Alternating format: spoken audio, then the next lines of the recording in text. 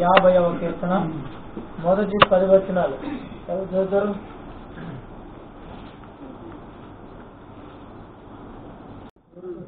దేవాది దేవుడైన యెహోవా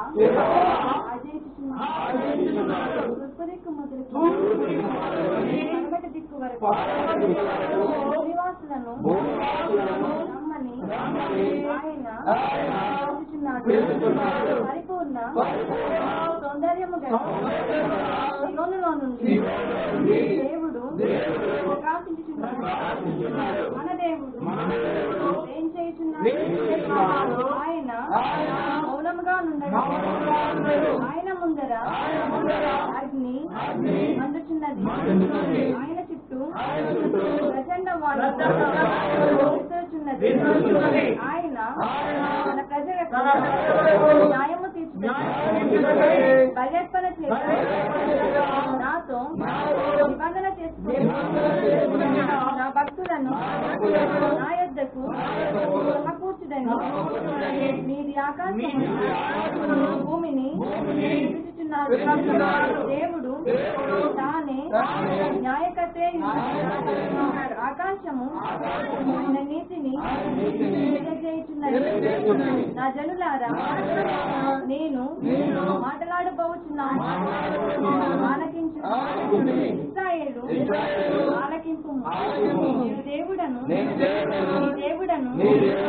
నేను నీ మీద సాక్ష్యము పలికేదను. నీ బలుల విషయమై నేను నిన్ను గర్జించలేదు. నీ దహన బలులు నిత్యము నా ఎదుట కనబడుచున్నవి. నీ ఇంట నుండి కోడెనైనను నీ మందలో నుండి పొట్టేళ్లనైనను నేను తీసుకొనను. అడవి మృగములన్నీ ఏయి కొండని పశువులన్నీ అవే కదా. వాక్య భాగం చదివించిన సహోదరికి ప్రభు పేటన తెలియపరుస్తూ పరిశుద్ధ గ్రంథాల కింద పెట్టి మారని దేవుడు మన దేవుడు. మాట తప్పని దేవుడు మన దేవుడు. మారని దేవుడు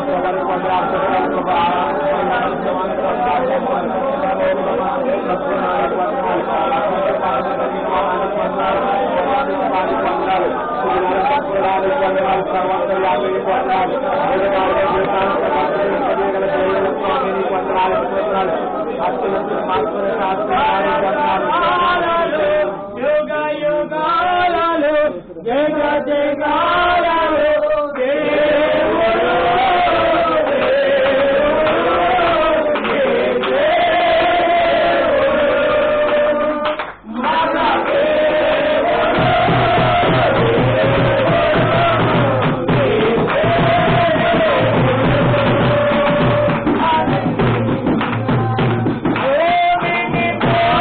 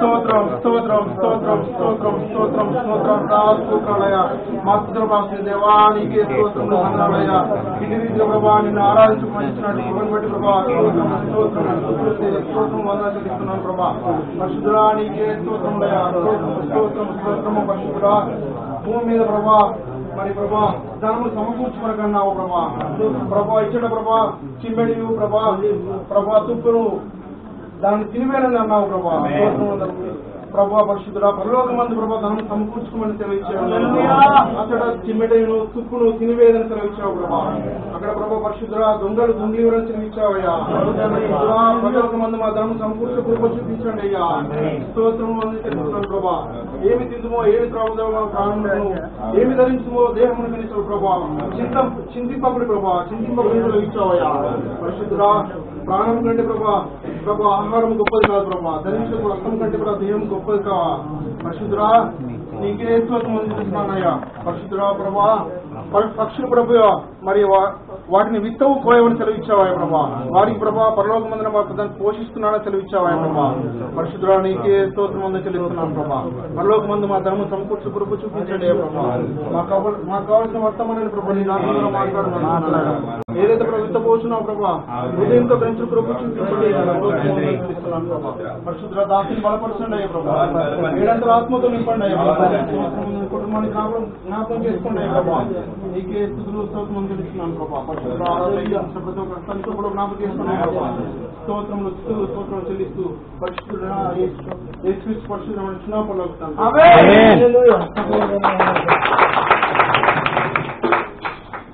కూర్చున్నాం ఆరాధనలో మీ అందరికీ నా తెలియపరుస్తూ ప్రత్యేకమైనటువంటి రాత్రి ప్రకటన గ్రంథ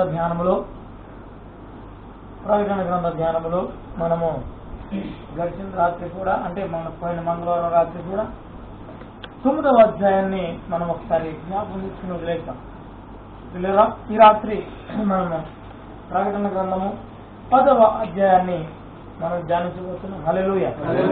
10వ అధ్యాయం నుండి ప్రారంభ వచనాలు ఎవరన్నా ఒకరు చదివించాలని కోరుతున్నాను. బలిష్ఠుడైన వేరొక దూత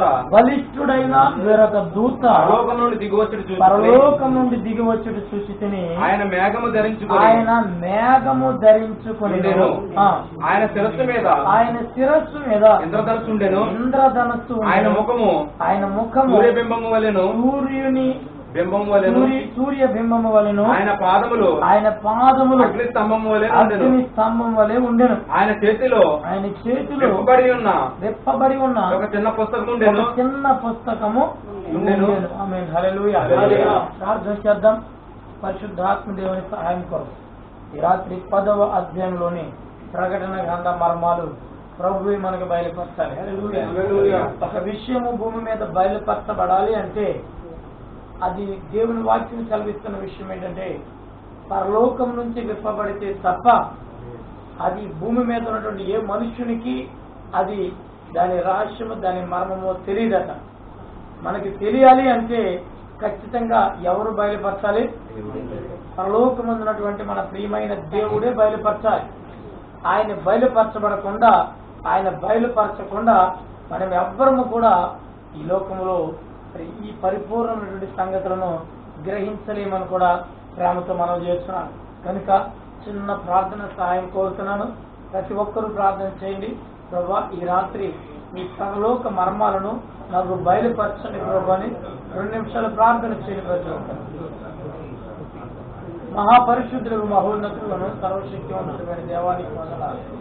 ఈ రాత్రి అల్పుడైన యోగ్యుని లేనివాడు పాపిని ప్రభు యోగ్యత లేని వాడిని బలహీనుని నా ప్రభు నా రాజా అయ్యా నా తండ్రి నా ప్రభు నీకు తెలుస్తూ నిలబెట్టుకున్నావు. నీకు స్తోత్రాలు. గ్రేస్ ప్రార్థన మందిరకు మంగళవారం ఆరాధనలో నీ ప్రియబిడ్డల మధ్య నా ప్రభు ప్రకటన గ్రంథాన్ని ధ్యానించడానికి నాకు ఇచ్చిన మరొక తరుణాన్ని బట్టి నీకు స్తోత్రాలు చెల్లిస్తున్నాను. ఈ వాక్యం గ్రంథంలోని వాక్యంలో గ్రహించగలిగిన జ్ఞానం నాకైతే లేదు కానీ తండ్రి, నీ చిత్తమైతే నా ప్రభా పరలోక మర్మాలను విప్పగలిగిన దేవానికి స్తోత్రం. నన్ను మరుగుపరిచి నీవే కొద్ది నిమిషాలు మాతో మాట్లాడమని గ్రహించగలిగిన మనస్సు, వినగలిగిన చెవులు, గ్రహించిన మనస్సు మాకు ఇచ్చి అయ్యా వాక్యం మేము భద్రపరుచుకుని కృపణ దయచేస్తున్నామని ప్రార్థన చేసి వేడుకుంటున్నాను మా తండ్రి. ఆమేన్. హల్లెలూయా. ప్రియమైనటువంటి దేవుని బిడ్డలారా,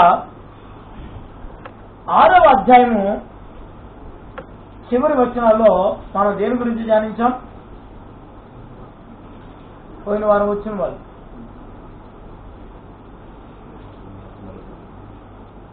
ఈ 6వ అధ్యాయం క్షమించండి 9వ అధ్యాయం అంతట్లో, ఈ 9వ అధ్యాయం అంతట్లో ప్రియులారా మనము బోరలను గురించి విన్నాం.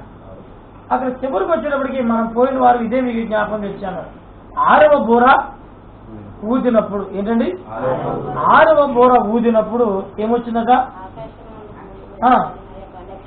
ఒక నక్షత్రము. ఇదంతా కూడా పోయిన వారం మనం చూసుకున్నాం. ఒక సింహం ఉందట. ఏంటది? మిడతా గుర్రం. ఒక గుర్రం ఉందట. దానికేమో తల సింహపు తలట. దాని తోకేమో పాము, సర్పం యొక్క పాము. దాని నోటి నుంచి అగ్ని గంధకములు బయలువేడించి అనేక మందిని నాశనం చేసినట్టు మనం చూస్తాం. అయితే ఇప్పుడు 10వ అధ్యాయం దగ్గరికి వస్తే నిజంగా మనకేం కనపడాలంటే 7వ బోర కనపడాలి. 6వ బోర అక్కడ కంప్లీట్ అయింది కాబట్టి ఇప్పుడు మన కంటిన్యూషన్ లో మనం దేని చూడాలంటే ఇక్కడ 7వ బోరని చూడాలి. మన ప్రారంభం నుంచి నేర్చుకుంటూనే ఉన్నాం. 7వ బోరకు వచ్చేసరికి అక్కడ మనకి ఏం కనపడాలి? యాక్చువల్ గా ఉగ్రత పాత్రలో కనపడాలి. మీరు బాగా గుర్తుంచుకోండి. 5 ముద్రలు, 5 బోరలు, అద్భుతంగా బాగా కలపడుతుంది, క్షమించండి. 7 ముద్రలు, 7 బోరలు, 7 ఉగ్రత పాత్రలు. 6 ముద్రలు విప్పిన తర్వాత 7వ ముద్రలో ఈ 7 బోరలు ఉంటాయి. 7వ ముద్ర ఇప్పేటప్పటికి 7 బోరలు దాంట్లోంచి కనబడతాయి. అలాగే 7వ బోర ఊదినప్పుడు 7వ బోర ఊదినప్పుడు ఆ 7వ బోర ఊదినప్పుడు ఏం కనపడతాయి అంటే 7 ఉగ్రత పాత్రలు కనబడతాయి. అంటే ఒకదానికొకటి లింక్ చేయబడి ఉన్నాయన్న సంగతి మీరు జ్ఞాపకం ఉంచుకోండి. ఇప్పుడు మనకి 9వ అధ్యాయం పూర్తయ్యేటప్పటికి 6 బోరలు ఊదటం జరిగింది. ఇప్పుడు 10వ అధ్యాయం దగ్గరికి వచ్చేటికి మనకి ఏం కనపడాలంటే ఎప్పుడు చెప్పుకున్న మాటను బట్టి ఏంటి 7వ బోర కనబడాలి. 7వ బోర ఊదటం మనకు కనబడాలి. 7వ బోర ఊదినప్పుడు అక్కడి నుంచి ఉగ్రత పాత్రలు ప్రారంభించబడాలి. కానీ ప్రియమైన దేవుని బిడ్డలారా, ఇక్కడ 10వ అధ్యాయము, 11వ అధ్యాయము, 12వ అధ్యాయము, 13, 14 అధ్యాయాల వరకు కూడా ఈ 7వ బోర అనేది ఇంకా 7వ బోర అనేది మనకి ఇంకా కనపడదు. అందుకని ఇక్కడ దీన్ని ఒక గ్యాప్ ఇచ్చారు. మళ్ళీ దాన్ని ధ్యానించడానికి మళ్ళీ ఏమి ఇచ్చారు? ఒక గ్యాప్. మనకి చూడండి 7 ముద్రలు ఇప్పుతున్నప్పుడు కూడా అక్కడ ఏం జరిగింది? 6 ముద్రలు విప్పిన తర్వాత 7వ ముద్ర ఇప్పేటప్పుడు మళ్ళా కొంత గ్యాప్ అక్కడ రావడం జరిగింది. ప్రియమైన 6వ అధ్యాయం పూర్తయింది. 7వ అధ్యాయం దగ్గరికి వచ్చేటప్పటికి అక్కడ 7వ అధ్యాయం 7వ బోరది. 7వ అధ్యాయం దగ్గరికి వచ్చేటికి అక్కడ ఏం కనపడదంటే నలుగురు, మరి దేవుడు ఆ 9 దూతలు వచ్చి యూఫ్రటీస్ నది దగ్గర 4 దిక్కుల్లో వాయువులు బంధించడానికి సిద్ధంగా ఉన్నప్పుడు బలిష్ఠుడైన ఇంకొక దూత వచ్చి మీరు కంగారు పడకండి, ఆగండి అని చెప్పి ఆపినట్టుగాను ఈ లోపుగా మరి ఇశ్రాయేలులోంచి అంటే 12 గోత్రాల్లోంచి 1,46,44,000 మంది దేవుడు ప్రత్యేకించి తన ముద్రను వేసి వారిని రక్షించినట్టుగాను మనం చూసాం ప్రియదేవుళ్ళ. కాబట్టి అక్కడ ఎలాగైతే ఆ గ్యాప్ కనబడిందో ఇప్పుడు 6 బోరలు ఊదేటప్పటికి మళ్ళా మీకు చెప్తున్నాను, మళ్ళా మీకు జ్ఞాపకం చేస్తున్నాను. మొట్టమొదట దేవుడు మనకేం చెప్పాడంటే మేలు కొలుపుతాడు. మనల్ని ఏం చేస్తాడు? మేలు కొలుపుతాడు. ఎలాగా? సువార్తను అందించి మనం ఆరాధనకి వెళ్ళటం ద్వారా, మన వాక్యం వినటం ద్వారా మనం ఏం చేయబడతామంటే మేలు కొలుపబడతాం. దేవుడు మేలు కొలుపుతాడు. ముందు చెప్తాడు, వాక్యం ద్వారా, సువార్త ద్వారా చెప్తాడు ఆయన. అయితే నిజానికి మనం అక్కడే మారిపోవాలి. సువార్త వింటున్నప్పుడే మనం మారాలి. సువార్త వింటున్నప్పుడు మనం మారకపోతే మేలుకొలుపు అయిపోయిన తర్వాత దేవుడు ఏం చేస్తాడంటే గద్దిస్తాడు. ఏం చేస్తాడు? గద్దిస్తాడు. ఏదో చిన్న సమస్య మీ ఇంట్లోకి తప్పించి, మీ జీవితంలోకి ఏదో సమస్య ఒకటి తప్పించి, ఎందుకంటే నువ్వు విన్నాగానే ఏం చేస్తలేదు, లోబడట్లేదు. కాబట్టి ఏం చేస్తాడంటే దేవుడు ఏదో ఒక చిన్న గద్దింపు, చిన్న సమస్య ఈ జీవితంలో పుట్టి, ఆ సమస్యను బట్టి ఆయన ప్రభు దగ్గర మరలా తిరిగి వచ్చి ఆయనకు లోబడతామని ఆయనని గద్దిస్తాడట. ఆయన గద్దింపు కూడా లోబడక, ఏంటంటే ఆయన గద్దింపు కూడా లోబడకపోతే కొడతాడట. ఏం చేస్తాడు? శిక్షిస్తాడట. మొదట మేల్కొలుపు, తర్వాత గద్దింపు, తర్వాత శిక్ష, చిన్నపాటి శిక్ష విధిస్తాడు దేవుడు.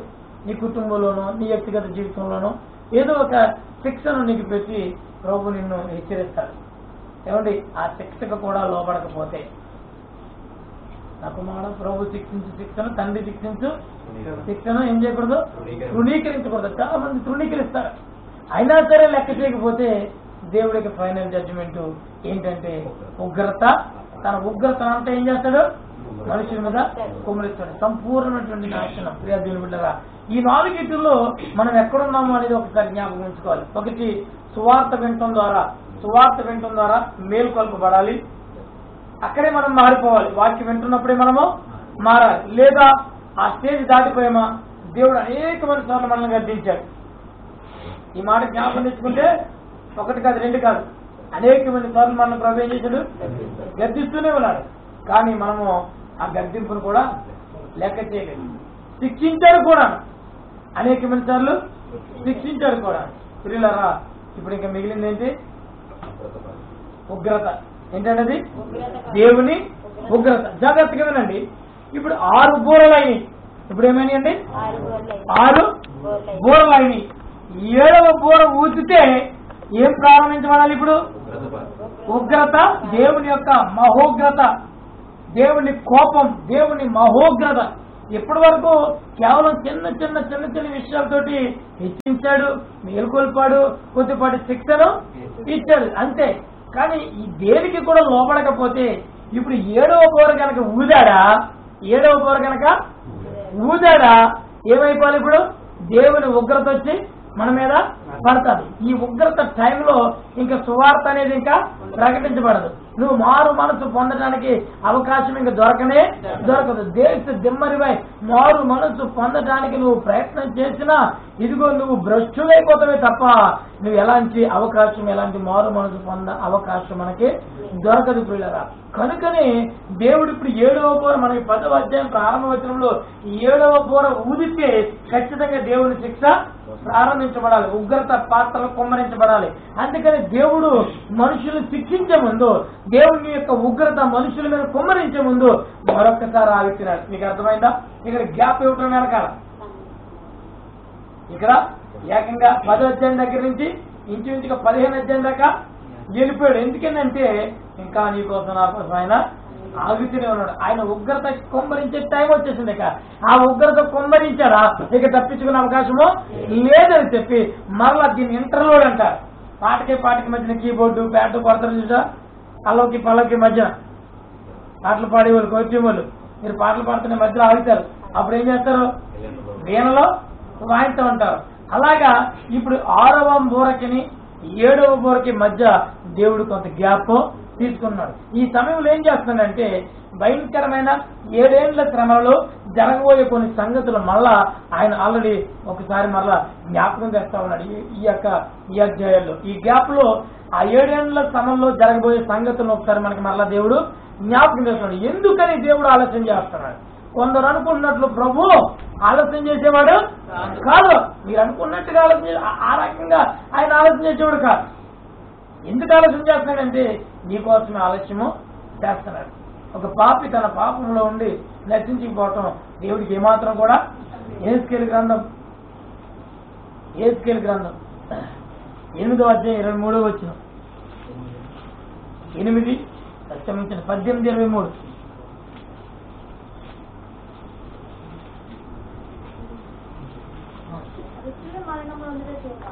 దుష్టులు మరణము నొందుట చేత అమ్మా దుష్టులు మరణము నొందుట చేత నాకు ఏమాత్రమైన సంతోషము కలుగునా వారు తన ప్రవర్తనను దిద్దుకొని బ్రతుకుటయే నాకు సంతోషం. శ్రేష్టంగా దేవుడు ప్రవక్తని హెజ్కేలు ద్వారా మాట్లాడమాట.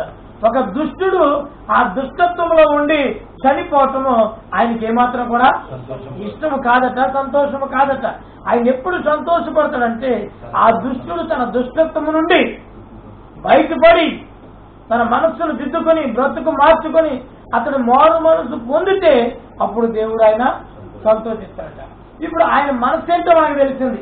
ఆయన మనసు ఏంటో మనకు తెలిసింది ఏంటంటే మనం ఎవరు నశించిపోవడం ఆయనకి ఇష్టము లేదు కనుక దేవుడు మన కోసమే ఆలస్యము చేస్తున్న సంగతి ఇక్కడ మీరు గమనించాలని ప్రేమతో మనం చేస్తున్నాను. నిజంగా దేవుని మనసు ఎంత గొప్పదంటే, దేవుని ప్రేమ ఎంత గొప్పదంటే నినివే పట్టణ ప్రజలని దేవుడు శపించాడు. యోనాని పంపాడు. ఇక 40 జనాల్లో దానికి భయంకరమైనటువంటి నాశనము రాబోతుందని ప్రకటించాడు ధైర్యం చేసుకొని. ముందు జరిగిన సంగతులు అలా ఉన్నా మొత్తం మీద రప్పించిన తర్వాత అయినా ప్రకటించి ఏం చేస్తున్నాడంటే ప్రకటించి బహుశా నేను అనుకుంటాను ఈ భూ ప్రపంచం మీద యోనా గారు నాశనం అయిపోవాలి అని కోరుకున్న పట్టణం ఏదైనా ఉంటే అది బహుశా నినివే గురించి అనుకుని ఉంటాడు ఆయన. ఎందుకంటే ఆ పట్టణం అంత భయంకరమైన పట్టణం. నువ్వు పాపి అంటే అవునా నేను పాపం చేశానా అని ఆలోచించేవాడు ఎవడో లేడు అక్కడ. నన్ను పాపిని అంటావా అని దౌర్జన్యం చేసి చంపేవాడే తప్ప. భయంకరమైనటువంటి దుర్మార్గులు ఉన్న పట్టణం అది. ఏమండి, భయంకరమైన క్రూరమైనటువంటి మనుషులు ఉన్న పట్టణం అది. అందుకనే ముందు వెళ్ళమన్నప్పుడు ఈయన ప్రవక్త అండి, ప్రాణాలకైనా తెగించాలి. కానీ ఈయన నినివే వెళ్ళమంటే దర్శిష్ ఎందుకు వెళ్ళాడంటే ఆయన ప్రియమంత్రులారా ఆ పట్టణం గురించి బాగా ఈయనకి తెలుసు. అక్కడికి వెళ్తే ఈయన బ్రతికి బయటికి మళ్ళా వెనక్కి తిరిగి రాలేను అన్న సంగతి ఈయనకి తెలుసు కనుకనే ఏది జరిగితే అది జరిగిద్దిలేని అక్కడికి వెళ్ళడానికి ఇష్టపడలేదు. అందుకని నేను అనుకుంటాను నాశనం అయిపోవాలి భూమి మీద అంటూ కోరుకుంటూ ఉంటే ఈ యోనా గారు ముందు ఎవరిని కోరుకుంటాడు? ఈ నినివే వారినే కోరుకుంటాడు. మొత్తం దేవుడు ఎలాగైతే తప్పించి తీసుకొచ్చి నీకెందుకు నేను ఉన్నాను కదా నడిపించిన తర్వాత మొత్తం మీద ఊరూరా ఆ పట్టణం అంతా ఈదులో తిరుగుతూ దేవుడి కంటే ముందు ఈయనే తప్పించేస్తూ మీరు చేస్తారని చెప్పి ప్రకటించేసి దూరం వెళ్ళిపోయి కూర్చుని దాని నాశనాన్ని కోరుకుంటూ చూస్తున్నాడు. ఇప్పుడు ఇదిగో ఏ అగ్నికందం దిగుతుంది అని చెప్పేసి ఈయన మాత్రం సేఫ్ ప్లేస్ లో కూర్చొని ఆ పట్టణం యొక్క నాశనాన్ని కోరుకుంటూ కూర్చున్నాడు. దీని బిడ్డారా ఎంతసేపుకి చూసినా పట్టణం నాశనం అవట్లేదు. ఇంత పక్కనే ఎండలో కూర్చున్నాడు. మరి పాపం అయ్య గారు ఎక్కడ ఎండలో కూర్చున్నాడు కదా పాపం. ఆయన బాత్రూంలోకి దేవుడు ఆ పక్కన ఒక సొర చెట్టుని పాటాడట. దేవుడే వచ్చింది సొర చెట్టు ఇంకా బాగుంది. ఇప్పుడు గొడుగులాగా వచ్చిందేమో ఇంకా చల్లగా ఉంది. సరే ఈ నీళ్ళలో ఉండండి సరే దాని సంగతి ఏంటో చూడు ఎలా నాశనం అయిపోతుందో చూడాలి. ఎంతసేపు చూసినా మళ్ళా కాసేపుడికి వచ్చిన సొర చెట్టు కాస్త మాడిపోయింది కానీ అని నినివే పట్టణానికి ఏమవుతలేదు. హల్లెలూయా. ఈ లోపు కానీ నినివే పట్టణంలో జరగవలసింది జరుగుతుంది. హల్లెలూయా. వారు చెడు పనులు చేయటం మానేస్తున్నారు. వాళ్ళందరూ ఈ సంగతి ఈయన గారికి కనపడతలేదు. దూరం వచ్చి కూర్చున్నాడు తప్ప అక్కడ ఏం జరుగుతుంది దీనికి కనపడట్లేదు. ప్రజలు ఒకటే ఆకాంక్ష, అది నాశనం అయిపోవాలి. ఏంటది? అది కొంతమంది అనుకుంటారు ఎదరోడు నాశనం అయిపోవాలని కోరుకుంటారు, ప్రార్థన చేస్తారు. కానీ అవతలడు నాశనం బాగుపడతా ఉంటాడు. ఎందుకంటే అక్కడ ఏం జరుగుతుంది నీకు తెలియదు. ఇది ఒకటే కనిపెడతాడు. ఇంకా అది నాశనం అయిపోవాలైనా నాశనం అయిపోవాలి. ఇది మనసులో ప్రార్థన అందరి ముందు ప్రార్థన చేయని మనసులో ప్రార్థన చేస్తాడు. కానీ ఆడు జీవించబడతానే ఉంటాడు. ఎందుకంటే వీళ్ళు ప్రార్థన చేసినందుకు ఏం కాదు, ఆడు మారిపోతున్నాడు. హల్లెలూయా. ప్రభు వైపు తిరిగేస్తున్నాడు కనుక ఈయన ఇంకెక్కడే ఉండిపోడు. పాపం నాశనం అయిపోవాలంట ఈయన నాశనం అయిపోతున్నాడు తప్ప ఆడు బాగానే దీవించబడుతున్నాడు. ప్రియులారా, అలాగే యోనా గారు కూడా అనుకుంటే ఈలోపు అంటున్నాడు దేవుడి మీద కోప్పడిపోతున్నాడు. ఈయన ఇంకేం చెప్పాయా, ఇంకేం చెప్పి నువ్వు ప్రకటించమన్నదల్లా ప్రకటించాను. నువ్వు ఇచ్చిన టైం కూడా అయిపోతుంది. ఇంకా నాశించేవి ఏంటంటే దేవుడు అంటాడు కదా ప్రియులారా, యోనా నువ్వు వాళ్ళని కనలేదు, నువ్వు వాళ్ళనే కనలేదు, నేను వాళ్ళనే కన్నానయ్యా. నా బిడ్డలలో నేను కన్నాను, వాళ్ళ కోసం నేను ప్రయాసపడుతున్నాను. ఇది అందుకనే కన్న ప్రేమ ఏంటో నీకు తెలియదయ్యా. వచ్చావు చెప్పమంటే చెప్పని వెళ్ళి రాజ్యం కోరుకుంటూ కూర్చున్నావు అంతే. కానీ నేను నా కన్న బిడ్డలయ్యా వాళ్ళు. నిజానికి చెప్పాలంటే ఇంకో మాట, అద్భుతమైన మాట, అద్భుతమైన మాట. ఎందుకు తెలుసా? ఈ నిన్వే వారు ఎవరనుకుంటున్నారు? దేవుడు ఇంత ప్రేమ చూపించడానికి నా కన్న బిడ్డలు అంటాకి ఈ నినివే వారు ఏమన్నా ఇశ్రాయేలీయులు అనుకున్నారు మీరు? ఈ నినివే వారు ఇశ్రాయేలీయులు కాదు, వీళ్ళు అన్యులు, అశూరీయులు. ఏమండి అన్యులు అండి. అన్యుల గురించి దేవుడు ఏం మాట్లాడుతున్నాడు చూడండి. అన్య ప్రజల కోసం దేవుడు ఏం మాట్లాడుతున్నాడు చూడండి. వీళ్ళు నా బిడ్డలయ్యా, వీళ్ళు నేను కన్నానయ్యా. ఏమన్నా నాశనం చేయమంటున్నా? నా బిడ్డలు నాశనం చేసే ముందు అయ్యో నా బిడ్డల మీద శిక్ష వేసే ముందు అయ్యో నేను 1-10 సార్లు ఆలోచిస్తానే, కోపం మీద అన్నాను. కానీ నా బిడ్డలు నేను శిక్షించే ముందు అయ్యో వీళ్ళు నా కన్న బిడ్డలయ్యా. నిజంగా ఆలోచించినప్పుడు కన్న బిడ్డలు అన్నాడు దేవుడు. వాళ్ళ ఇశ్రాయేలీయులు కాదే. ఇశ్రాయేలు కోసమైతే ఆయన కాసేపు ఆగలేంటనుకోవచ్చు. అన్య ప్రజలను కూడా, అన్య జాతి వారిని కూడా, అన్య జనులను కూడా దేవుడు ఎంత గొప్పగా ప్రేమిస్తున్నాడు అనిపించండి. ఆయనకి అన్యుడని లేదు, యూదుడని లేదు, గ్రీసు దేశస్తులని లేదు, క్రైస్తవుడని లేదు, హిందూ అని లేదు, ఎవరు లేదు. ప్రభువుకి అందరూ కూడా సమానమే. ప్రభువుకి అందరూ సమానమే. ఆయన నిన్ను నన్ను ప్రేమించినట్టు వారిని కూడా ప్రేమిస్తున్నాడు. ప్రేమించరా, నిన్ను నన్ను గర్తించినట్టు వారిని కూడా గర్తిస్తున్నాడు. అయితే ఈ రాత్రి ఆయన అన్నాడు అయ్యా ఇదిగో వారు నా కన్న బిడ్డలయ్యా. వాళ్ళు శిక్షించే ముందు నేను 1-10 సార్లు ఆలోచిస్తాను. వాళ్ళ కోసం నా మనసే మార్చేసుకున్నాను. వాళ్ళు దిగి వచ్చారయ్యా, వాళ్ళు బుద్ధి తెచ్చుకున్నారయ్యా, వారు మారు మనసు పొందారయ్యా. గోరి పట్టణ కట్టుకుని ఉపవాస ప్రార్థన చేయడమే కాదు. గొప్ప విషయం ఏంటంటే అనుకుంటాం ఉపవాస ప్రార్థన చేసేసి దేవుడు మన పాపాలన్నీ. అద్భుతమైన విషయం యోనా గ్రంథం నుంచి మనం ఇంకొక మాట మనం నేర్చుకోవాల్సిన ప్రాముఖ్యమైన పాయింట్ ఏంటంటే అక్కడ గోరి పట్ట కట్టుకున్నందుకు కానీ, వాళ్ళు ఉపవాసం ఉన్నందుకు కానీ, బూడిదలో కూర్చుని నెత్తి మీద బూడిద ఏడ్చినందుకు కానీ దేవుడు వాళ్ళని క్షమించలేదు. ఈ పాయింట్ల వారికి క్షమించలేదు. దాంట్లో నటించేసే వాళ్ళు చాలా మంది ఉంటారు, అలా నటించేసే వాళ్ళు చాలా మంది ఉంటారు. కానీ దేవుడు దాన్ని చూడలేదు అసలు.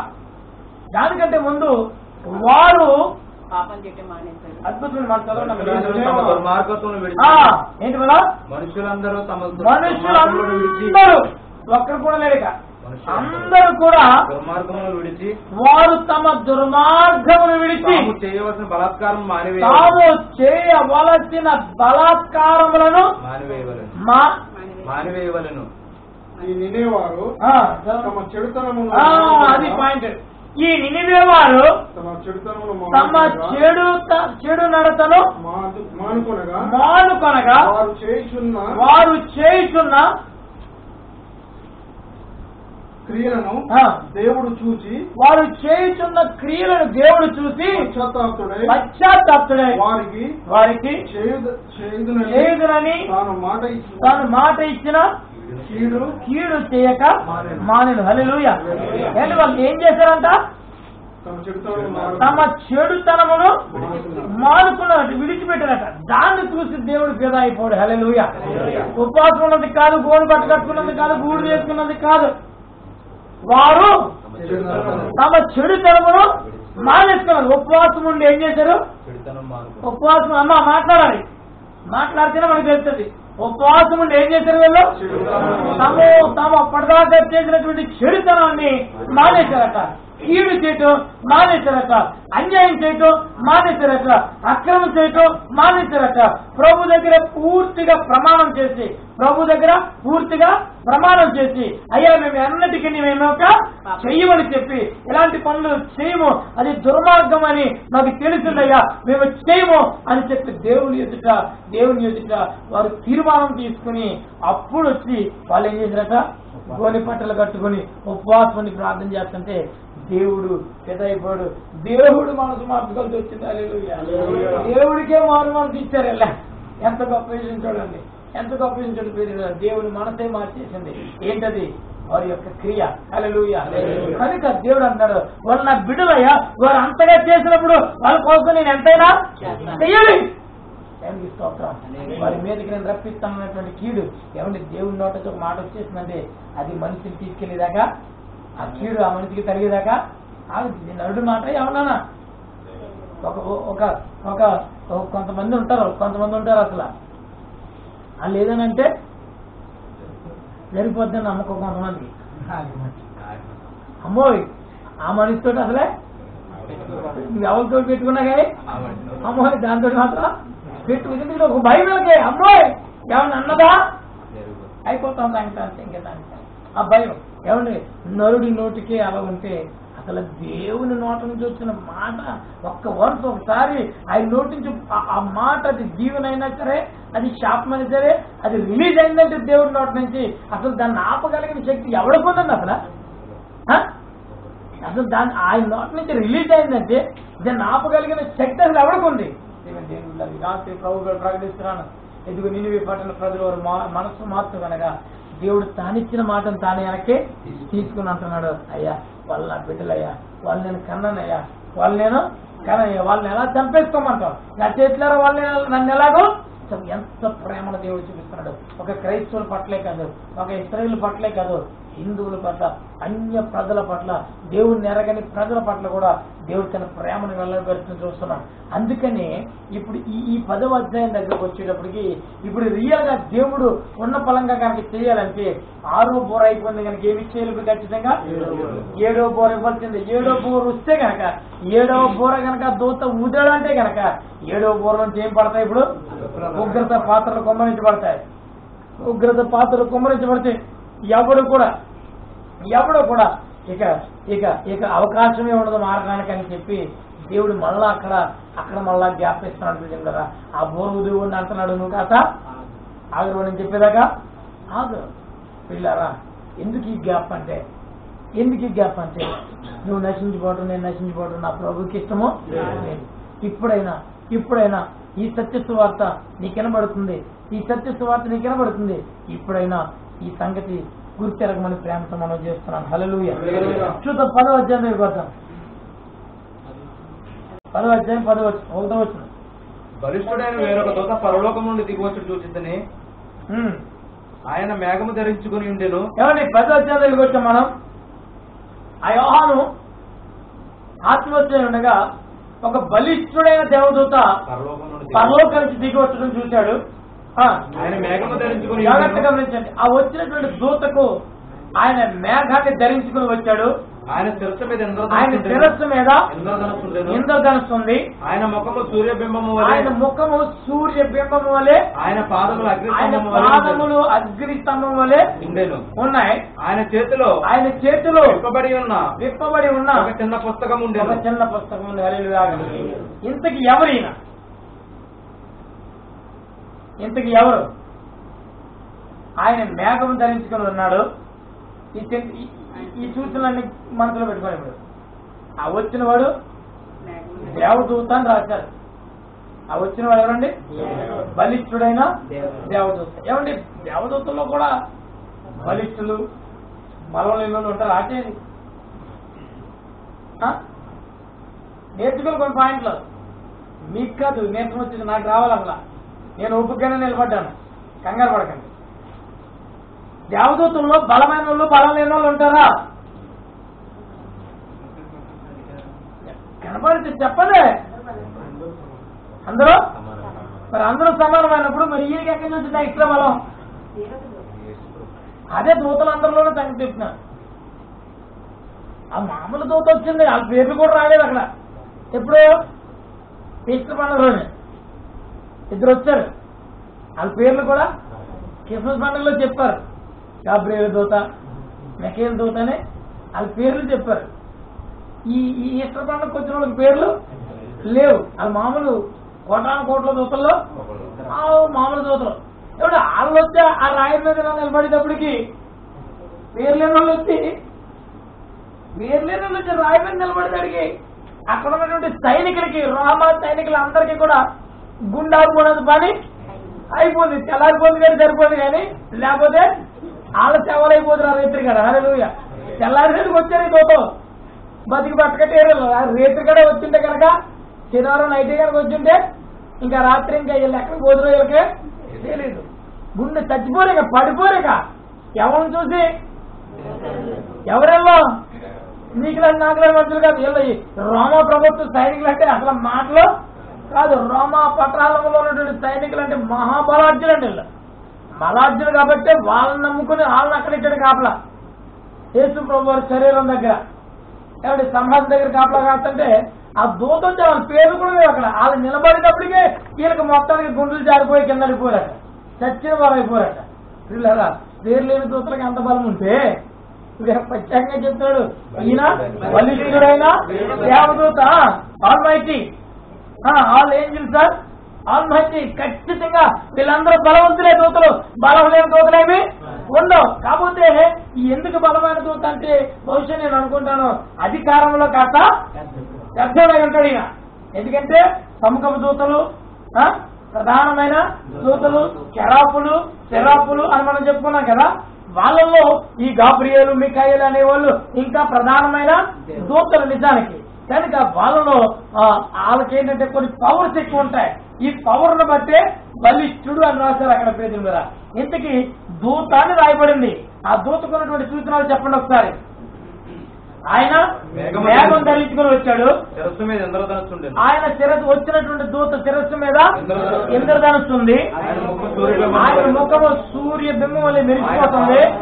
ఆయన కాళ్ళు అగ్ని స్తంభాల్లాగా ఉన్నాయి. ఆయన చేతిలో విప్పబడిన ఒక చిన్న పుస్తకము. ఈ సెంటెన్స్ అన్ని, ఈ సూచనలన్నీ చూస్తే ఎవరు అనుకుంటున్నారు? ఈయన చెప్పాలి అనుమానం లేకలేక ఏమనుకుంటున్నారు? యేసు ప్రభువు. ఇప్పుడు ప్రస్తుతం ఉన్న ప్రపంచంలో డిబేట్ చేయడానికి ఏదైనా అవకాశం ఉందంటే పని ఉండదు కదా. మరి డిబేట్ చేయడానికి ఏదైనా ఉందంటే ఇదిగో దీని గురించే డిబేట్లు చేస్తారు. దూతను రాస్తుంది. యేసు ప్రభు అయితే గొర్రె పిల్లని రాయొచ్చు కదా, యోధా గోత్రపు సింహాన్ని రాయొచ్చు కదా, మరి దూతను రాస్తుంది అని చెప్పేసి డిబేట్లు చేస్తున్నారు. ప్రియమైన దేవుని ద్వారా నిజానికి సత్యం ఏంటో తెలుసా? పరిశుద్ధ గ్రంథం మొత్తంలో ఎన్నోసార్లు దేవదూతలు వచ్చినట్టు రాయబడ్డాయి, కానీ ఎక్కడ కూడా ఏ దేవదూత కూడా మేఘము ధరించుకుని వచ్చాడు అని ఎక్కడ రాయబడలేదు. దూతగా పవర్తో ఇవ్వబడలేదు. మేఘం ధరించుకొచ్చాడు ఎవరంటే వచ్చి ఓటు అధ్యాయం దగ్గర చూసాం మనం ప్రయత్నం చేద్దాం. గుర్తున్న వాళ్ళు ధన్యులు, గుర్తులేని వాళ్ళు ఇంకా ధన్యులు. స్తోత్రం, హల్లెలూయా. వారిని బట్టి నేను ఇంకా ఎక్కువ జోములు లేగాలి. నేను ఓటు అధ్యాయం దగ్గర ఆయన మేఘము ధరించుకుని వచ్చాడని మాట్లాడుతూ చూడండి. మనకి పరిచయమైనటువంటి ప్రభు. ఇదిగో ఆయన మేఘారుడై, ఎక్కడది? 7వ వచనం. ఇదిగో ఆయన మేఘారుడై వచ్చుచున్నాడు, ప్రతి నేత్రము ఆయనను చూచును. ఎవరి గురించి రాశారు? ఇది యేసు ప్రభు గురించి రాశారు. ఆయన వచ్చేవాడట. ఎలా వస్తాడట? మేఘారుడై వస్తాడు. అంతేకాదు, ఒకటి ఏ దూతకి కూడా మేఘము ధరించుకుని వచ్చినట్టుగా బైబిల్లో లేదు. రెండవది, ఆయన తల దగ్గర ఏముందట? ఇంద్రధనుస్సు ఉంది. మనం ఎక్కడ చూసామా మాట? ఇప్పుడు అప్పుడే చూసింది చెప్పండి. ఇంతకు ముందు చూసింది ఎక్కడ నుండి చెప్పండి. ఆయన వెనకాల ఏముంటుందని చెప్పాడు. అది ఎన్ని అధ్యాయం దగ్గర? చేతి రచన చేయం 4వ అధ్యాయం దగ్గర. ఎక్కడండి? 4వ అధ్యాయం దగ్గర. ఆయన సింహాసనం వెనకాల ఏముంది? ఇంద్రధనుస్సు ధరించుకుని వచ్చాడంటే ఖచ్చితంగా ఈయన యేసుక్రీస్తువే. మొదట ఈయన మేఘం ధరించుకొచ్చాడు. రెండవది ఇంద్రధనుస్సు ఉంది. ఆయన నేత్రాలు ఎలా ఉన్నాయట? ఆయన ముఖం ఎలా ఉంది? సూర్య బింబం వలె ఉంది. ఆయన పాదాలు అగ్ని స్తంభం. ఇలా ఇలా ఇలా ఇలా ఇవన్నీ చూసుకుంటూ వస్తుంటే ఇంకా మనల్ని బలపరిచే మాట ఏంటంటే, ఆయన కుడి చేతిలో ఆల్రెడీ విప్పబడిన పుస్తకం ఒకటి ఉంది. చిన్న పుస్తకం అని రాయబడి ఉంది. నిజానికి ఏమి రాయబడి ఉందండి? చిన్న పుస్తకం. కానీ ఆయన చూడటానికి ఎలా ఉన్నాడట? ఆయన ఒక కాలేమో భూమి మీద వేయడంట, ఇంకో కాలేమో సముద్రం మీద వేయడంట. అది ఎలా నుంచున్నాడు చూడండి. ఆయన సముద్రం మీద ఒక కాలేజీ నుంచున్నాడు, భూమి మీద ఒక కాలేజీ నుంచున్నాడు. ఏమంటే సముద్రం మీద ఒక కాలు, భూమి మీద ఒక కాలు పడ్డది అనుకోండి. మీరు ఒక్కసారి ఎక్స్పెక్ట్ చేయండి ఈయన ఎంత ఎత్తుంటాడు. సముద్రం మీద కాలు భూమి మీద కాలు వేయాలంటే అంటే సముద్రంలోకి వెళ్ళి సముద్రంలోకి వేసేసి ఇలాగే వేసేసి అంటే ఉతికం నాకు ఒకటేమో పైన ఇసుక మీదనే ఒకటేమో అరకాలు మురికలకి నీళ్ళేసి ఒక కాలు సముద్రంలో ఉంది ఒక కాలు నేల మీద అనకండి ఆయన ఆ రకంగా కాదు ఆయన మహాసముద్రం మీద నడి సముద్రం మీద ఒక కాలు వేసాడు ఈ భూమి మధ్య భాగంలో ఒక కాలు ఏమంటే ఎంత అలాగే వేసాడంటే ఈయనంత మహాదేవుడు మహాకాశంలో పచ్చజాలనంతా దేవుడు అన్నారు అందుకని భూమి నా ఆకాశం నా సింహాసనం భూమి నా పాదం ఆయన అక్కడ కూర్చుంటే కాళ్ళు ఇక్కడ ఉంటాయి ఇప్పుడు అంత గొప్ప దేవుడి చేతిలో ఒక పుస్తకం పెడితే ఎంత ఉంటది అంత గొప్ప దేవుడి చేతిలో ఒక పుస్తకం ఉందంటే మరి ఆ పుస్తకం ఎంత ఉంటుంది ఇప్పుడు కాబట్టి పుస్తకం గురించి సచివంతమేమి పడక్కర్లేదు ఆ పుస్తకం ఆల్రెడీ విప్పబడిన పుస్తకం ఇదివరకు ముద్రించబడింది విప్పబడిన పుస్తకం నిజానికి మనకు తెలుసు ఆ పుస్తకం ఇచ్చింది ఎవరైనా యేసుక్రీస్తు ప్రభు అయినా గొర్రెపిల్ల చూద్దాం తొందరగా ఎలా ముందుగా ఆయన తన కుడి పాదము సముద్రం మీదను ఎడమ పాదము భూమి మీదను మోపి ఎడమ పాదం భూమి మీద కుడి పాదం సముద్రం మీద ఏంటంటే దీని అర్థం ఏంటి అర్థం ఏంటి రెండు కాళ్ళు ఒక కాలు ఇక్కడ ఒక కాలు ఇది నాదే ఇది నాదే అర్థం అర్థం ఇది నాదే సముద్రాలు నాదే అంటే భూమి మీద సముద్రం మీద అక్కడ ఇక్కడ కూడా ఆయనకి అధికారం ఉన్నదని మనకు అర్థమవుతుంది రైట్ ఎదురుకి వెళ్దాం సింహం గర్జించినట్లు గొప్ప శబ్దముతో ఆయన ఆర్భటించినప్పుడు 7 ఉరుములు వాటి శబ్దములు పలికినాయి చూడండి ఇప్పుడు ఆయన సింహాసనం మీద నుంచి వచ్చి సముద్రం మీద కుడి కాలు భూమి మీద ఎడమ కాలు పెట్టి నుంచుని ఆయన ఒక సింహము గర్జించినట్లుగా ఆయన గర్జించాడట సింహము ఎందుకంటే ఆయన యూదా గోత్రపు సింహం నా ప్రభుకి ఏది లేదని చెప్పాలి అసలు ఏది లేదని చెప్పాలి అన్ని కూడా నా ప్రభుకి వర్తిస్తున్నాయి హల్లెలూయా ఆయన యూదా గోత్రపు సింహము గనక సింహము గర్జించినట్లుగా గర్జించాడట ఆ దెబ్బకి ఏం చేయబడ్డాయి ఆ దెబ్బకి ఏం చేసిందంటే 7 ఉరుములు పలకటం ప్రారంభించండి ఉరుములు పలుకుతున్నాయి ఏంటంటే శబ్దాలు కాదు అవి ఉరుములే మాట్లాడుతున్నాయి ఉరుములు మాట్లాడితే ఎలా ఉంటుంది చిన్నప్పుడు నిజంగా నేను నమ్మరు నా ఇంట్లో ఒక్కనే ఉన్నాను తాటికిల్లు ఒక్కనే ఉన్నాను భయంకరమైన వర్షం వచ్చేస్తుంది భయంకరమైన వర్షం వచ్చేస్తుంది అసలు ఇంత అంత వర్షం కాదు పిడుగులు పెళ్ళి మడిపోతున్నాయి అక్కడి నుంచి చుట్టూతోనే తిరిగి వస్తున్నాయి ఎక్కడ వెళ్ళిపోతుంది పెళ్ళి మడిపోతున్నాయి ఇంట్లో ఉండలేదు భయం వేస్తున్నాయి కదా నాకు ఎక్కడ వెళ్ళిపోతుంది ఏంటని చెప్పని భయం వేస్తుంది చాలా భయంకరమైన పిడుగులు నిజంగా అప్పుడు ఆ 2-3 పిడుగులు పక్క పక్కన చెట్ల మీద పడ్డాయంట బాగా భయంకరంగా వచ్చేస్తే నాకేమనిపించేస్తుందంటే అసలు గుమ్మలోంచి వెళ్ళిపోవాలి ఎవరు లేరు ఇంట్లో ఒక్కడే అర్జెంట్కి ఇంక పారిపోవాలి అవతల అక్కడ ఉన్నారు ఇల్లు ఆ ఇంటికి పారిపోవాలంటే వెళ్తాను వచ్చేస్తాను వెళ్దామంటే ఎక్కడి మీద ఆడిపోతుంది అంత భయంకరమైన పిడుగులు ప్రజలు మనకు తెలుసు అంత భయంకరమైన పిడుగుల్లో మనం అలాంటి శబ్దముతో మరి ఉరుములు మాట్లాడుతున్నాయట ఆ 7 ఉరుములు పలికినప్పుడు నేను రాయబోచుండగా ఆ 7 ఉరుములు పలికినప్పుడు ఏం మాట్లాడుతున్నాయి ఉరుములు మాట్లాడుతున్నాయట ఆ ఉరుములు ఏం మాట్లాడుతున్నాయో ఈయన తొందరగా రాద్దాం అనుకున్నాడట 7 ఉరుములు పలికిన సంగతులకు ముద్ర వేయము 7 ఉరుములు పలికిన సంగతులకు ముద్ర వేయి వాటిని రాయొద్దు ఆగాలి తప్పదే కొంచెం ఆగాల్సింది ఈ యోహాను గారు రాజేద్దామని చూస్తుందంట యోహాను గారు రాజేద్దామని చూస్తుంటే దేవుడు అన్నట్టు ఆకాశం నుంచి మళ్ళీ స్వరం వచ్చిందట ఆకాశం నుంచి ఒకరోజు యోహాను కంగారు పడకు ఆ 7 ఉరుములు పలికినటువంటి ఆ మాటలు ముద్రించు కానీ వాటిని ముద్రించమనంటే మళ్ళా సీక్రెట్ అండి ముద్రించమని దాని అర్థం ఏంటి మళ్ళా ఫస్ట్ 7 ముద్రలు ఉన్నాయి 7 ముద్రల చేత ముద్రించబడే గ్రంథం అప్పటిదాకా ఎవరికి తెలియదు ఎలా సీక్రెట్ ఇప్పుడు ఈ 7 ఉరుముల యొక్క మాటలు ఏంటో ఎవరికి ఇంకా తెలియడానికి వీల్లేదు ఇప్పుడు కొంతమంది ఏం చేస్తున్నారంటే అసలు ఏమై ఉంటాయి వీళ్ళు ఎనాలిసిస్ చేస్తున్నారు. దేవుడితో పెట్టుకున్నారు చాలా మంది.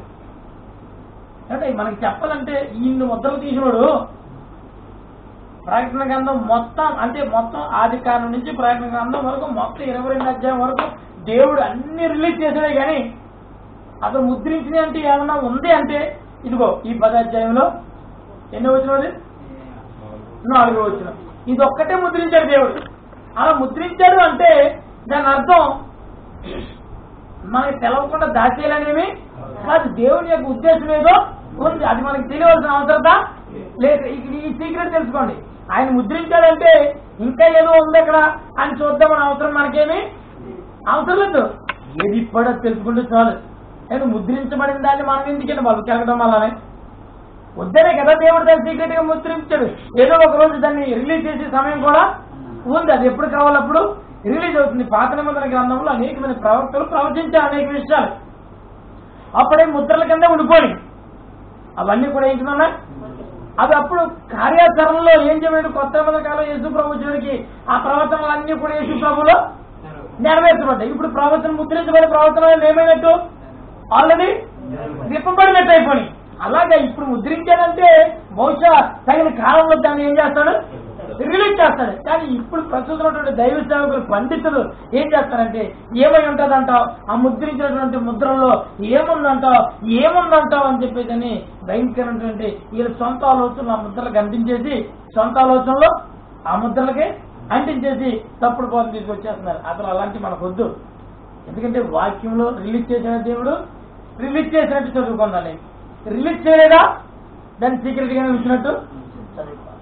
అంతే తప్ప మనుషుల ఆలోచనలో దైవ గ్రంథంలో పెట్టచ్చు. ఓకే వాటిని రాయొచ్చని పరలోకం నుండి పలుకుట వింటిని మరియు సముద్రం మీదను భూమి మీదను నిలిచి ఉండగా నేను చూసిన ఆ దూత కుడి చెయ్యి ఆకాశము తట్టి ఎత్తి. మీకు అర్థమైపోతుండాలి చదువుతుంటే ఇక ప్రత్యేకంగా చెప్పను. ఆ సముద్రం మీద భూమి మీద నిలిచినటువంటి ఆ దేవుని యొక్క కుడి చెయ్యి ఆకాశం వైపుకి ఎత్తి పరలోకమును అందులో ఉన్న వాటిని భూమిలో అందులో ఉన్న వాటిని భూమియు అందులో ఉన్న వాటిని సముద్రం అందులో ఉన్న వాటిని సృష్టించి యుగయుగములు జీవించుతున్న వాడిని ఒట్టు పెట్టుకుని ఆలస్యం ఉన్నది గాని 7వ దూత పలుకు దినములలో అతడు బోరబోచుండగా దేవుడు తన దాసులకు ప్రవక్తలకు తెలిపిన వార్త ప్రకారము దేవుని మర్మము సమాప్తమవునని చెప్పుకునేవండి. ఆయన అక్కడ నుంచుని ఆకాశం వైపు చెయ్యెత్తి ఈ సృష్టినంతా సృష్టించిన దేవుని మీదొట్టు ఇంకా ఆలస్యం ఉండదు. దేనికి ఆలస్యం ఉండదు అన్నాడు. ఉగ్రత పాత్రలు కుమ్మరించడానికి ఇంకా సమయము లేదు. అక్కడ పరలోకము నుండి నేను వినిన స్వరం మరలా నాతో మాట్లాడుతూ పరలోకం నుండి నేను విన్న స్వరం మరలా నాతో మాట్లాడుతూ నీవు వెళ్ళి సముద్రం మీద భూమి మీద నిలిచి ఉన్న ఆ దూత చేతిలో విప్పబడి ఉన్న ఆ చిన్న పుస్తకం తీసుకొని చెప్పుట వింటిని. నేను ఆ దూత యొద్దకు వెళ్లి ఆ చిన్న పుస్తకం నాకిమ్మని అడుగగా ఆయన దాన్ని తీసుకుని తినివేయము అది నీ కడుపుకు చేదుగాను గాని నీ నోటికి దేని వలె మధురముగా ఉండేనని నాతో చెప్పాను. హల్లెలూయా. ఒకసారి 29 ద్వితీయోపదేశకాండం చూడండి. ఇంకొక మంచి మాట రాశారు అక్కడ. ద్వితీయోపదేశకాండం 29 ఇది ప్రసంగం కాల్చుమా నేను చెప్తాను. ఇది ఏంటిది రహస్యములు మన దేవుడైన యెహోవాకు చెందును. రహస్యాలు ఏమన్నా ఉంటే అవి ఎవరికి చెందుతాయంట? ఆమె వినాలి మాట. రహస్యాలు సీక్రెట్స్ ఏమైనా ఉంటే ఎవరికి చెందుతాయి? దేవుడికి చెందుతాయి. మరి మనకు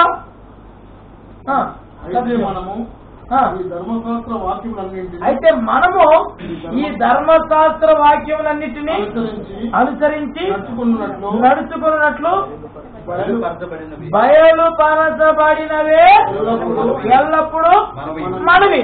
ఎవడే ఈ మాట ఒకసారి చెప్తున్నారు. ఏదైతే బయలుపరిచేశాడో, విప్పేశాడో, మనకి చెప్పేశాడో అదే మందంట. ఇంకా దేవుడు ఏదైనా విప్పకుండా రహస్యముగా ముద్రించబడి ఏమన్నా ఉంటే ఈ రహస్యాలని ఎవరి అంట? మరి దేవుడి సంగతులు మనకి ఎందుకంటే ఆయన చూసుకునే సంగతులు మనం ఎందుకని చేయలేము. కాబట్టి మనకి ఇప్పుడు మనకి చాలు, వాటిని గ్రహిస్తే ఈ మట్టి బొరవి సరిపోద్ది. ప్రియ దేవుని బిడ్డలారా, అయితే ఆయన అంటున్నాడు ఇదిగో నువ్వు వెళ్ళి ఆయన చేతిలో ఉన్నటువంటి చిన్న పుస్తకాన్ని తీసుకోమన్నాడు. వెళ్ళాడు ఈయన, ఆ పుస్తకం నాకు ఇవ్వని అడిగాడు. ఆయన ఇస్తా అన్నాడు. యోహాను దీన్ని తినేయి అన్నాడు. దీన్ని తినేయి అన్నాడు. తినే అంటే ఈయన వచ్చేసాడు. ఒకవేళ ఎలా ఉంటుంది ఏంటో కంగారు పడుతున్నాడు. ముందే చెప్తున్నాడు ఆయన నువ్వు తింటాకే బానే నోటికి తేనెలా తీయగా ఉంటది రా బాయ్, కానీ కడుపులోకి వెళ్ళిన తర్వాత చేదుకుంటది. జాగ్రత్త ముందే చేసి పట్టు తింటలేరా. నిజమే టాబ్లెట్లు వేసుకుంటాం మనం. ఆయుర్వేద టాబ్లెట్లకి ఇంగ్లీష్ మెడిసిన్ కి తేడా ఉంటది. ఆయుర్వేదం టాబ్లెట్లు తీగుంటాయంట. తినలేదు చేసారు నుంచి ఇప్పుడు దాకా ఎవరు తిండి చెప్పండి. సజెస్తాను ఇంటికి వెళ్తారు తీగుంటాయంట. ఎందుకంటే బాగా తింటారని. ఇంగ్లీష్ మెడిసిన్స్ చేదుగా అవి తింటాం. ఆయుర్వేద మందు తింటాం తీగుంటది కాబట్టి. ఇంగ్లీష్ మందు తినం, మింగేస్తాం పట్టుకొని లోపల వేసేది కంటే దానికి అలాగే కొన్ని టాబ్లెట్లు ఉంటాయి అసలు భయంకరం. అవి అది మామూలు కదా. ఇంకా అది కొన్ని మెడిసిన్స్ ఉంటాయి. అసలు అది టాబ్లెట్ కవర్ ఇచ్చితేనే భయంకరమైనటువంటి స్మెల్ వచ్చేస్తుంది. ఏమంటే దేవుడు అలా ఉంచలేదు. ఇంగ్లీష్ మెడిసిన్ లాగా కొంచలేదు, ఆయుర్వేద మెడిసిన్ లాగా తేని పోత కూర్చున్నాడు. తిరిగి నువ్వు తిన్నప్పుడు తీగా ఉంటుంది ఆయన బాగా తిను, కానీ నీ కడుపులోకి వెళ్ళిన తర్వాత అది ఎందుకు చేయదంటే ఏమండి ఆ పుస్తకంలో అన్ని జరగబోయే భయంకరమైన ఉగ్రతలు మీకు అర్థమవుతుందా? భయంకరమైనటువంటి ఉగ్రత, భూమికి పట్టబోయే భయంకరమైనటువంటి నాశనం అంతా ఆ దైవ గ్రంథంలో ఆ పుస్తకంలో రాయబడి ఉంది కనుక నువ్వు చిన్నప్పుడు అదే మన యెహెజ్కేలు గ్రంథంలో కూడా యెహెజ్కేలు దగ్గర కూడా అదే చూస్తాం. ఖచ్చితంగా నరపుత్రుడు దాన్ని తీసుకుని తిని మనం నీ నోటికి తీయకుంటుంది. తిన్న తర్వాత చేతికి ఉంటుంది. ఈ సేమ్ టు సేమ్. అందుకని ఆ పుస్తకం తినేసిన తర్వాత ఎవరో ఇర్మియా ప్రవక్త గురించి చూస్తే చాలా అద్భుతం. యోహాన్, ఇర్మియా గారు, యెషయా గారు, ఎవరు వీళ్ళిద్దరు? ఇర్మియా గారు, వీళ్ళిద్దరు ప్రవక్తలే. మీరు ఎప్పుడైనా గమనించండి, ఇర్మియాని యెషయా రెండు చదవండి. అంత ఖాళీ మీకు ఉండదని కూడా పాపం ఈ రకమైన చేయ మంచి భక్తులు మీరు.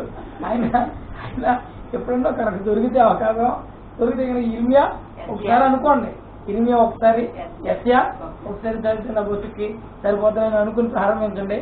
యెషయా గారేమో అన్ని మంచి మాటలు చెప్తాడు. యెషయా గారు ఏం చెప్తాడు? అన్ని శుభవచనాలు చెప్తాడు. ఎక్కడ కోపడ్డా యెషయా శుభవచనాలు. ఇదిగో మీకు కన్యక గర్భవతి కుమారుని కంటారు అని చెప్పేసి ఆయనకి ఇమ్మానుయేలు అంటారు. మీ బుధుల మీద భారం అంతా ఆయనే మోచేస్తాడు. ఇలాగా మీ కన్యటి బాధ తుడి చేస్తాడు. ఇదిగో ఏంటిదా ఆ చీకట్లో నుంచి జనులు వెలుగును చూసేస్తారు. ఇలాగని అన్ని బ్లెస్సింగ్స్ మాటలు మాట్లాడాడు. కానీ ఇర్మియా గారు అలాగా కాదు. ఆయనపై ఇర్మియా గారు కన్నా అయితే అన్ని కూడా నువ్వు ఇలా చేస్తున్నావు, అలా చేస్తావు, నీకు ఈ నాశనం ఆ నాశనం అని మొత్తం అంతా కూడా ఆయన యెషయా గారికి వ్యతిరేకంగా చెప్తాడు. అందుకని ఇర్మియా గారికి ఏం పేరు ఎట్టారంటే ఏడు ప్రవక్త, విలపించే ప్రవక్త అని పేరు ఎట్టారు. కాబట్టి ఈ గ్రంథం తింటే దాంట్లో ఏమున్నాయి? ఇప్పుడు ఏం ప్రకటించాలి సువార్త. తిన్న తర్వాత ఎందుకు తినమనంటే చదవండి, ఎవరికి చదివి నిలబడాలి మాట చెప్తాను. అంతటి నేను ఆ చిన్న పుస్తకమును దూత చేతిలో నుండి తీసుకుని దాన్ని తినివేసి తిని అది నా నోటికి తేనె వలె మధురముగా ఉండెను. గాని నేను దాన్ని తినివేసిన తరువాత నా కడుపుకు చేదాయి. అప్పుడు వారు నీ ప్రజలను గూర్చి జనములను గూర్చి ఆయా భాషలు మాట్లాడే వారిని గూర్చి అనేక మంది రాజులు గూర్చి మరలా ప్రవచింప నగచ్చమని నాతో చెప్పారు. ఏమండి ఎందుకు తినమన్నారు? ఇప్పుడు దేవుని వాక్యం ఒక మాట ఉంది, సామెతల్లో ఒక మాట ఉంటుంది. ఇప్పుడు చదవగలదు. నాకు కూడా రెఫరెన్స్ గుర్తులేదు, కానీ కడుపు నిండిన దాన్ని బట్టి నోరు మాట్లాడుతుందా అంటే హృదయం నిండిన దాన్ని బట్టి కడుపు నిండిన దాన్ని బట్టి అంటే ఆకలేసినోడు నిజంగా ఆకలేసిన మాట మాట్లాడితే కడుపు నిండిపోయాడు నువ్వు ఏది ఇచ్చినా కానీ అడిగి అక్కలేదు అంటాడు. కడుపులో నీ మీద కోపం ఉంటే సురేష్ మీద కోపం ఉంటే ఎవడు సురేష్ చూసి ఎత్తినా కానీ అడగలేదు నాకు, ఎందుకంటే మంచి సంగతి చెప్పడంటే ఆయన అడుగుతుంది నాకు బాబు పని చెప్పి వీళ్ళు కట్టుకున్నాడు అంటే చార్జిపాలు ఇంటికే నాకు ఏం చెప్తున్నారు అయ్యి బాబు గ్రేట్ ప్రార్థన మీద సొమ్మంత వచ్చి మాత్రం గారు అంటే ఆడు కడుపులో బాధ అలాగా ఆడు కడుపులో బాధ అలాగా ముందు ఆడు కడుపు నిండి బట్ ఆడేం చేయడు ఆ మాట ఆడు కడుపు నిండి అదే ఉంది కాబట్టి అదే మాట్లాడుతున్నాడు ఇక్కడ. అలాగే మనకు కడుపు లేదు ఉంటే అదే మాట్లాడతాం. ఇప్పుడు ఈ పుస్తకం తినేడు ఈయన కడుపులో ఏముంది చేదు కదా. ఈ పుస్తకం ఉంది, ఈ పుస్తకాలు ఏమున్నాయి 7 గ్రంథాలు. ఈ 7 ముద్రల చేత ముద్రించి సృష్టి అనంతరం భయంకర నాశనం ఏదైతే జరగబోతుందో ఆ నాశనం, ఆ భయంకరుడు తెగుళ్ళు, వ్యాధులు, ఉగ్రత, నాశనం ఇవే ఉన్నాయి పుస్తకంలో. ఇప్పుడు ఈ కడుపులో ఏమున్నాయి? ఇప్పుడు అవే ఉన్నాయి. ఇప్పుడు వీటిని అయినా ప్రకటించాలి. అందుకని అవన్నీ ఎలా కనపడతాయి ఇప్పుడు ఈయనకి ఏకంగా చేదు తిరిగేస్తాను. ఇవన్నీ నువ్వు రాజులకి చాలా మంది రాజులకి నువ్వు వాటిని చెప్పాలి, జనాలకు ప్రకటించాలి, రాజులకు ప్రకటించాలి, ప్రజలకి ప్రకటించాలి, రాజ్యాలకి ప్రకటించాలి. కాబట్టి నువ్వు ఒకవేళ ముద్రిస్తే ఒకవేళ ఆ ముద్రని ఎవడైనా చెరిపేయచ్చు. ముద్రించిందని ఎవడన్నా ఇరిమియా గ్రంథంలో ఇరిమియా కాలం ఉన్నట్ట ఇరిమియా రాసిన గ్రంథాన్ని రాజులు కాల్ చేస్తే ఇరిమియా అలా రాయించాడు. ఎందుకంటే అలాగే ఏం చేయడు ఏజ్కేల్ గ్రంథం అనమాట. అలాగే ఏం చేయడు తినేడు కాబట్టి ఆయన లోపల దాన్ని ఎవడో తినేడు. ఈ రాసిన పుస్తకాన్ని అయితే ఎవడన్నా చెప్తారు రాబాయ్ అసలు నువ్వు తినేస్తే కనుక ఎవడు చెరిపినా సరే. ఎంతమంది ప్రవక్తలండి, ఎంతమంది నియంతలండి, బైబిల్ నాశనం చేస్తామని చూసిన వాళ్ళు ఎంతమంది అనుకున్నారు? మీకేం తెలుసు? 100 రూపాయలు 200 బైబిల్ వచ్చేస్తున్నారు అనుకున్నారంటే మీరు. అసలు దీని వెనకాల ఎంత పోరాటం, ఎంత నాశనం. అసలు బైబిలే లేకుండా చేయాలన్న వాళ్ళు ఎంతమంది కాల్ చేసిన వాళ్ళు లేరు, ఎంతమంది ముద్ర యంత్రాలు ఆపేసిన వాళ్ళు లేరు, ఎంతమంది మనం చూస్తున్నాం బైబిల్ తీసుకుని అలా కాళ్ళలో పడేస్తున్నారు, కాల్ చేస్తున్నారు ప్రజలు. కానీ సువార్త ఆగుతుంది ఈరోజు ఆగదు. ఎందుకంటే దేవుడి ప్రతి గుడిలోనే పెట్టి దేవుని మాట్లాడాలి. కనుక ప్రజలురా ఈ యొక్క యోహాను గారి దేవుడు చెప్తున్నాడు ఆ గ్రంథాన్ని నువ్వు వినే, అది చేదు కొడుతుంది గడుపుకి. కానీ నువ్వేం చేయాలంటే దాన్ని అనేక మందికి, ప్రజలను గూర్చి, జనులను గూర్చి, మాట్లాడేవారి గూర్చి, అనేక మంది రాజుల గూర్చి నువ్వు మరలా ప్రకటించవలసినటువంటి అవసరత ఉంది కనుక దాన్ని తినమని చెప్పారంటే ప్రజలురా. యోహాను గారు తినేశాడు. తినేసిన తర్వాత ఇప్పుడు ఈయన తింటాకి తీగనే ఉంది. తింటాకి ఎందుకు తీగెట్టాడంటే దేవుడు తినేటప్పుడే చేదుగా ఉంటే ఒకవేళ సగం తిని సగం తిండి దంటి పిల్లలాగా ఏకంగా పొగ్గులో తీయట్టు ఉప్పులాగా వేయాలి తప్ప అని చెప్పి తినేటప్పుడు తీగా ఉంచాడు. కడుపులోకి వెళ్తారు దానికి తీయడు కనుక దాన్ని అలా ఉంచాడు దేవుడు. కనుక ఇప్పుడు ఇంకొక మాట, ముఖ్యమైన మాట నేను చెప్పి ముగిస్తాను. ఇప్పుడు మీరు విన్నారు, ఈ వాక్యాన్ని మీరు తిన్నారు. ఇప్పుడు మీరు ఏం చేశారు? దీన్ని తిన్నారు. ఇప్పుడు మీరు ఏం చేయాలంటే దీన్ని ఏం చేయాలి? యోహాను గారిని ఊరిని తినమన్నాడా? దాన్ని అనేక మందికి ప్రకటించాలి. ఇప్పుడు విన్న వాక్యం, మీరు తిన్న వాక్యం జీవాహారం ఇది, దాన్ని మీరు భుజించాలి. ప్రకటించవలసిన బాధ్యత నాది. నేను ప్రకటించాను, నేను తిన్నాను, నేను ప్రకటిస్తాను. మీరు తింటున్నారు, ఈరోజు దేవుని వాక్యం తిన్నారు. మీరేం చేయాలి? ఖచ్చితంగా కొంతమందికి సత్య సువార్తను నా ప్రభువు గురించి అనేక మందికి ప్రకటించాలి. కనుక ఈ మాటలు మాత్రం జాగ్రత్తగా గుర్తుంచుకోవాలని ప్రేమతో మనం చేస్తే మాటలు ముగిస్తున్నాను. దేవుని మాటలు దీవించిన కాక. వచ్చే వారం మళ్ళా ఎన్నో అధ్యాయం? 11వ అధ్యాయం ధ్యానించుకుందాం వచ్చే మంగళవారం. ఖచ్చితంగా ఈ విషయాలు ఏంటో తెలియాలంటే ముందుగానే మీరు చదువుకుని రావాలని ప్రేమతో మనం చేస్తున్నాం. హల్లెలూయా.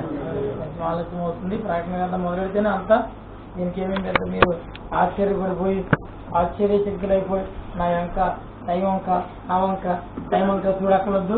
నేను ముందే చెప్పాను ప్రకటన గ్రంథం జరిగినంతసేపు ఏం చెప్పాను? ప్రేమకరాలు వెళ్ళినప్పుడే వెళ్ళక ముందే చెప్పాను.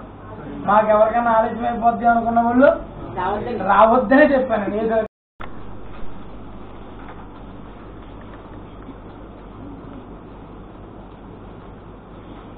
మహాపరిశుద్ధులను మహోన్నతులను సర్వశక్తివంతుల దేవా మీకు వందనాలు స్తోత్రాలు. కృపా సత్య సంపూర్ణ సర్వోన్నతుడా మహిమగల దేవా నీకే స్తుతులు స్తోత్రములు చెల్లిస్తూ వందనాలు చెల్లిస్తున్నాను దేవా.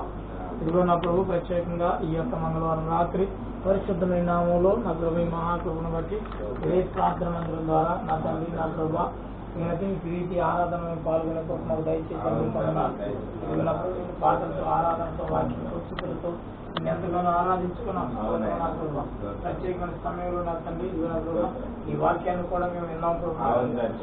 ఈ సత్య సువార్త మేము ఎంతో విన్నప్పుడు ప్రకటన గ్రంథం నా ప్రభా ఈ 10వ అధ్యాయంలో నా తండ్రి నా ప్రభు నా రాజా మాతో దాచి ఉంచినటువంటి మాటల గురించి నా ప్రభా ఎందుకు ఆలస్యం జరుగుతుందని నా ప్రభా మేము రక్షించబడాలని మేము రక్షించబడాలని ఆలోచన చేస్తాం. వీరు లేకుండా వారు నా ప్రభు సంపూర్ణం ఖాళీని కలిగించామని అప్పుడు మమ్మల్ని ఈ రాజ్యంలో చేర్చుకున్నప్పుడు అది సంపూర్ణం అవుతుందని చూస్తున్నా. ఈ మాట విననాలని వాణిగా ఉంటే నా ప్రభు ఈ మాట విననాలని వాణిగా ఉంటే నా ప్రభు నువ్వు హెచ్చరించినప్పుడు నా ప్రభు నీ యొక్క నా ప్రభు నా రాజా అయ్యా నా తండ్రి నా ప్రభున నీ మాటను వినక నువ్వు హెచ్చరించిన నీ గద్దింపును నా ప్రభా అంగీకరించగా నువ్వు శిక్షించిన నీ శిక్షకు లోబడకపోతే నా ప్రభా తీవ్రమైనటువంటి ఉగ్రత పాలు కావాల్సి వస్తుంది నా ప్రభా. కానీ నీ వాక్యాన్ని విన్నాము నా తండ్రి నీ వాక్యాన్ని విని విడిచిపెట్టే వారంగా కాకుండా నా ప్రభా అవి నీకు లోబడి వారంగా నీకు భయపడే వారంగా నీకు నా ప్రభా మా జీవితాలు సమర్పించుకునే వారంగా నా ప్రభా మా బ్రతుకులు మార్చుకోగలిగిన వారిగా నీ కృప చూపించాను. భయంకరమైన నాశన జనాన జరగబోయే సంగతులన్నింటిని కూడా మీరు తేటతల్లంగా మాట్లాడాలి తండ్రి నీకు వందనాలు స్తోత్రాలు. ఇదిగో నా ప్రభు ఆ రోజు చేదైనటువంటి పుస్తకంలో నా ప్రభు యోహాను గారికి మీరు తినిపించారు దేవా. దానివల్లనే నా తండ్రి ఇదిగో నా ప్రభు ఈ సత్య సువార్త మా యొక్కకు రాబడింది మాకు కూడా విప్పబడింది. ముద్రించబడిన ప్రతి నా ప్రభు ముద్ర కూడా విప్పబడి మాకు కూడా తెరవబడింది కనుక నా ప్రభు మేము విన్నదాన్ని మేము నేర్చుకున్న దాన్ని మేము చిన్నదాన్ని అనేక మందికి ప్రకటించడానికి మమ్మల్ని కూడా మీ పూర్ణంగా వాడుకోమని ప్రార్థన చేస్తున్నాడు. సంఘం అంతటి బట్టి వందనాలు. రాత్రి కూడికి స్థలం ఇచ్చినటువంటి సెక్రటరీ గారు అలాగే వాడుతున్నటువంటి ప్రీ బిడ్డలందరిని బట్టి నీకు వందనాలు చూస్తారు. అలాగే వెంకటలక్ష్మి గారు కూడా ప్రయాసపడి చక్కని స్నాక్స్ సిద్ధపడతారు. వాటిని కూడా దీవించండి. వాటిని వండడానికి అనేక మంది బిడ్డలు ప్రయాసపడ్డారు. అందరూ కూడా దీవించారు. ఈ రాత్రి ఎంతమంది వాక్యం అంగీకరించారో ఎంతమందికి వాక్యం అర్థమైందో నా ప్రభా అయ్యా అపవాది వారి మనసులోంచి వాక్యాన్ని తిరిగిపోకుండా అన్ని ముద్రల చేత ముద్రించిన వాక్యం వారిని నిలిచి ఉండడానికి కృప చూపించమని ప్రార్థిస్తున్నాను. బలహీనమైన బలపరచండి, శక్తి బలం ఆరోగ్యం దండి. కృపా సంపూర్ణ పనులు పనులు పేదలేని వారికి ఏదైనా ఆర్థికమైన ఇబ్బందులు సమస్యలు అప్పుడు వాళ్ళ బాధపడుతున్న జైల్లో ఉన్నటువంటి వారికి గర్భిణీలు ఉన్నవారు వివిధ వారికి శ్రమపడిన గర్భాలు ఇలాగప్పుడు ఏ సమస్య ఇక్కడ ఉన్నాయో నా ప్రభు నా రాజా ప్రతి సమస్య ఎరిగిన దేవుడు నా తండ్రి ప్రతి ఒక్క బిడ్డకు నీ కార్యములు విలువంత నీ ఆశ్చర్య కార్యములు జరిగించి ఈ తల్లిలో ప్రార్థిస్తాం. ఎంతమంది కానుకలు ప్రభు నీ పరిచర్య కొరకు నీ ట్రాన్స్పోర్ట్ల కొరకు వాడబడగలిగిన చూపించమని ఇదిగోనప్పుడు ఈ కార్యక్రమం కొరకు ఎంతమంది ప్రయాసపడ్డారో వారందరినీ ముక్కుదంతో లభదంతో అందరిగా దీవించమని వీరితో మమ్మల్ని క్షేమంగా మా గృహాలకు చేర్చి అయ్యా ఈ రాత్రిని రాకలు ఎత్తబడగలిగిన భాగ్యం రాకడ ఆలస్యం వచ్చినప్పుడు నీ పరిశుద్ధరామాన్ని పట్టుకుని మరలా ఉదయం నీ కృపాత్మకు గుర్తగలిగిన భాగ్యం మాకు దయచేసి మీ సన్నిధి మాకు వెండిగా దయచు. ఎవరి గురించి మర్చిపోతే వారికి రెట్టింపు దీవెన దయచేయమని యేసునామమున ప్రార్థన చేసి పెట్టుకుంటాను మా తండ్రి. పరలోకమున మా తండ్రి నామం పరిశుద్ధపరచబడుగా రాజ్యం వచ్చిందా నీ చిత్తం పరలోకమందు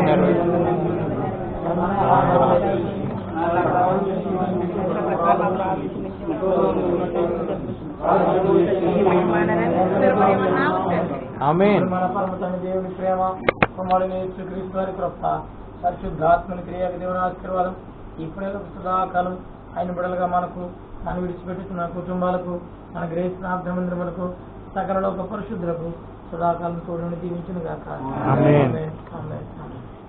మీ అందరికి వందనాలు. సభను దీవించును గాక.